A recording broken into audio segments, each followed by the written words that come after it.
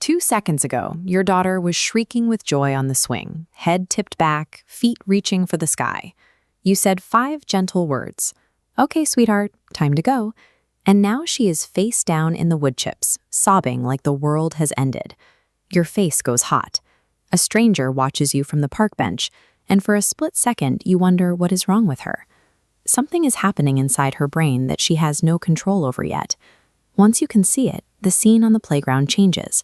You stop feeling like a referee losing a battle and start feeling like the person who can build the bridge she cannot build herself. As long as these moments are viewed as behavioral flaws to be corrected, the actual problem remains invisible.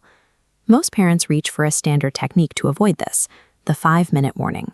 You crouch down, give the heads up, and wait for the transition to go smoothly. This chart reflects a surprising reality in psychological research. Studies on transition warnings are genuinely mixed.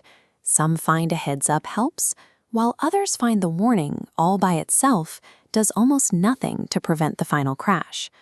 A countdown to an event a child dislikes is still a countdown to something they do not want. It can easily turn into 5 minutes of escalating dread, ending in the same emotional collapse. Successful transitions require looking past logical warnings and addressing the child's actual hardware limitations. The biological hurdle at the center of the playground scream is cognitive flexibility. This is the specific ability to stop a preferred activity and pivot to a new mental track. This classic card sorting test reveals how early this skill is in its development. In this task, a 3-year-old is asked to sort cards by color. They do it easily. But when told to switch and sort by shape, the child will keep using the old rule over and over, even while you remind them of the new one. Their brain is physically locked onto the first track. Brain imaging in Frontiers in Psychology shows the prefrontal cortex, which governs this switching ability, does not reach adult-level flexibility until around age 11. This is a half-finished wiring job. When a child is asked to instantly switch from their favorite activity to putting on shoes, the immature prefrontal cortex simply cannot let go of the first rule to grab the second one. Beyond biology, there is a psychological layer. During play, a child is the author of their own world, enjoying a rare state of total autonomy and flow. To the child, an announcement that it is time to leave feels like a total loss of that agency. The resulting meltdown is the grief of having their control taken away. Navigating this begins with the wish. You step into their world and say, "You're having so much fun. I wish you could stay here all day." You are granting in fantasy what you cannot grant in reality. Next comes the pivot. Replacing the word "but" with "and still" allows you to hold both truths at once. While "but" tends to erase the empathy that came before it, "and still" acknowledges the child's longing while maintaining the boundary that it is time to go. This dial represents the child's sense of agency.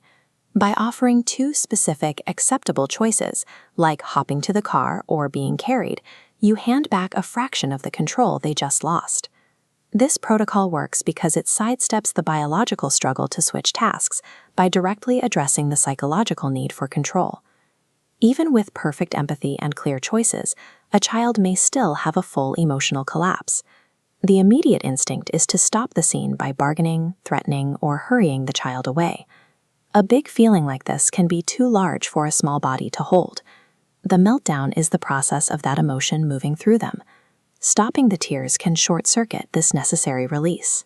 The role of the parent here is to be the safety while the storm passes. This leads to the concept of co-regulation, a principle rooted in attachment science. As these waveforms show, a child who cannot regulate a storm alone borrows the parent's steadiness. They rely on your mature nervous system to stabilize their own. This is done by sitting close and calmly stating they are safe and allowed to cry.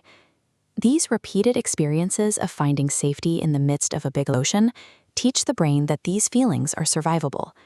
Each grounded interaction helps build the internal circuitry the child currently lacks.